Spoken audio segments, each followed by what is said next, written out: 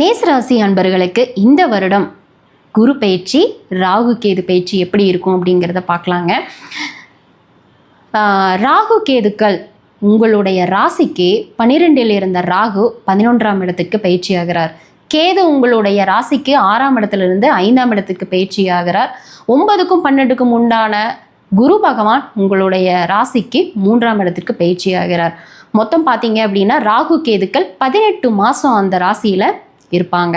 குரு பகவான் ஒரு வருடத்திற்கு ஒரு வருட முழுவதுமே ஒரு ராசியில் பயணிப்பார். அதுக்கப்புறம் பயிற்சி ஆகிப்பார். இப்போ பார்த்தீங்க அப்படின்னா மிதுன ராசியில் குரு பகவான் கிட்டத்தட்ட ஒரு 6 மாதத்துக்கு பிறகு அதிசாரம் அப்படின்னா வேகமாக அப்படின்னு அர்த்தம். அதிசார நிலையில் கடகராசிக்கு பயிற்சியாகி திருப்பி ஒரு 2 மாதத்தில் வக்ர நிலையில் ரிவர்ஸில் திருப்பி மிதுனத்துக்கு வராரு. அந்த சூழலில் சில பேர்த்துக்கு பார்த்தீங்க அப்படின்னா பலாபலன்கள் மாறும். இதையெல்லாம் கணிச்சு தான் மேசராசிக்கு ராகு கேதுக்களினுடைய நிலையை வச்சும் குருவுடைய நிலையை வச்சும் இந்த வருடம் முழுவதுமே உங்களுக்கு எப்படி இருக்கும் அப்படிங்கிறத நம்ம கணிச்சு சொல்கிறோம். உங்களுடைய குழந்தைகளினுடைய நிலை அப்படின்னு பார்த்தீங்க அப்படின்னா எந்தெந்த குழந்தைகள் உங்களுடைய வாரிசுகள் நல்ல ஒரு ஒழுக்கமான நல்ல நிலையில் மாறணும்னு நினைச்சிங்களோ அவங்க எல்லாமே ஒரு நல்ல சூழலுக்கு மாறுவாங்க. யாரெல்லாம் தங்களுடைய வாழ்க்கையில் ஒரு புகழை அடையணும், தன்னுடைய ஒரு நல்ல ஒரு தனிப்பட்ட திறமையில் இருக்காங்க, இல்லை ஒரு சொந்த தொழில் நடத்திட்டு இருக்கிறாங்க, இல்லை நான் ஒரு மீடியா ரேஞ்சுக்கு இருக்கிறேன், இவங்கெல்லாம் பார்த்தீங்க யார் அந்த புகழ் உயர்வை நோக்கி அதுக்குண்டான முயற்சி எடுத்துட்டு இருக்கிறீங்களோ இந்த வருட காலம் பார்த்தீங்க அப்படின்னா உங்களுக்கு அந்த உயர்வு அப்படிங்கிறது கட்டாயம் கிடைக்குங்க. அதே போல் பார்த்துக்கிட்டிங்கன்னா நல்ல ஒரு முயற்சிக்குண்டான வழி உங்களுக்கு தானாகவே அமையின்னு சொல்லலாம். இவ்வளோ நாள் பார்த்தீங்க அப்படின்னா உங்களுக்கு எந்தெந்த விஷயத்தினால தடை ஏற்பட்டிருக்குன்னு சொல்கிறேன் கேளுங்க. மெயினாக கடன், அடுத்து உங்களுடைய முயற்சிகள் தடைப்பட்டிருக்கும். எதுக்கு நீங்கள் முயற்சி செஞ்சாலும் அதற்கான தாமதம் அப்படிங்கிறது கட்டாயம் இருந்திருக்கேன். ஒன்றா கால விரயமாக இருக்கலாம். கால விரயம்னா என்னங்க, இப்போ நீங்கள் ஒரு விஷயத்துக்காக ஒரு முயற்சி பண்ணுறீங்கன்னு வச்சுக்கோங்களேன், ஆனால் சரி அது நாளைக்கு பார்க்கலாங்க அப்படின்னு சொல்லிட்டு அதுக்காகவே நீங்கள் 1 மாதம் அதை கடந்து கொண்டுட்டு போயிருப்பீங்க. ஆனால் இனி வரும் காலத்தில் நீங்கள் ஏன்னா ராகு உங்களோட 11ஆம் இடத்துக்கே வர்றாரு. மிக வேகமாக எவ்வளோ வேகமாக உங்களுடைய ஆசைகளை நீங்கள் நிறைவேற்றணும்னு நினைக்கிறீங்களோ அதை சூப்பராக பிரம்மாண்டமாக நிறைவேற்றி கொடுத்துருவார். ஓகேங்களா? ஆனால் இதில் என்ன ஒரு சின்ன ஒரு மைனஸ் அப்படின்னா அதில் ஒரு திருப்தி இருக்காதுன்னு பார்த்துக்கோங்களேன். ஏன்னா உங்களுடைய மனசுன்னு சொல்கிற இடத்துல கேது வந்துடுறாரு. அப்போ அதில் ஒரு சாட்டிஸ்ஃபைடு இருக்காது. நீங்கள் முதல்ல நினச்ச மாதிரி தான் அந்த விஷயம் நடந்திருக்கோ, ஆனால் உங்கள் மனசு அதை ஏற்றுக்காதுன்னு பார்த்துக்கோங்களேன். அப்போ நம்ம என்ன பண்ணணும், முதலே பலன் சொல்லிட்டாங்க, நம்ம நினச்ச விஷயத்தில் நம்ம அடைவோம் அப்படின்னு சொல்லி அப்போது போதும் அப்படிங்கிற ஒரு மனப்பான்மை மட்டும் நீங்கள் கொண்டு வந்துடுங்க. திருப்பி அதை பண்ணலாம் இதை பண்ணலாம் அப்படின்னு சொல்லிட்டு மட்டும் அதை உள்ளார்ந்து போயிடாதீங்க. எந்த விஷயத்துக்காக நீங்கள் முயற்சி செஞ்சீங்களோ அது சக்ஸஸ் பண்ணிட்டீங்க அப்படின்னா அதை நிலைநிறுத்துகிற மாதிரி வச்சுக்கோங்க.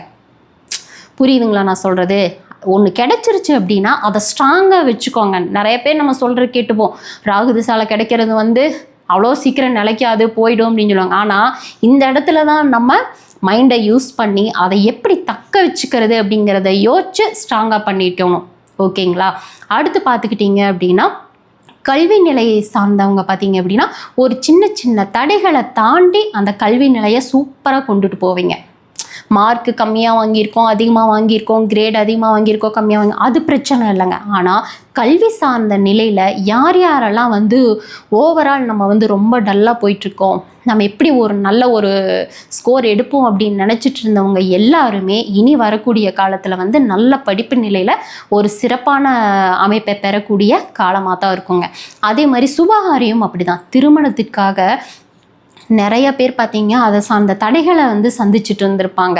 ரொம்ப வரனுக்காக அலைஞ்சு திரிஞ்சு பார்த்துட்ருப்பாங்க. கடைசியில் பார்த்தீங்க அப்படின்னா தெரிஞ்சவங்களே நம்மளுக்கு திருமணத்துக்கு சப்போர்ட் பண்ணி திருமணம் நடத்தக்கூடிய அளவுக்கு சப்போர்ட் பண்ணக்கூடிய அளவுக்கு உங்களுக்கு உறவுகள் அமையுங்க.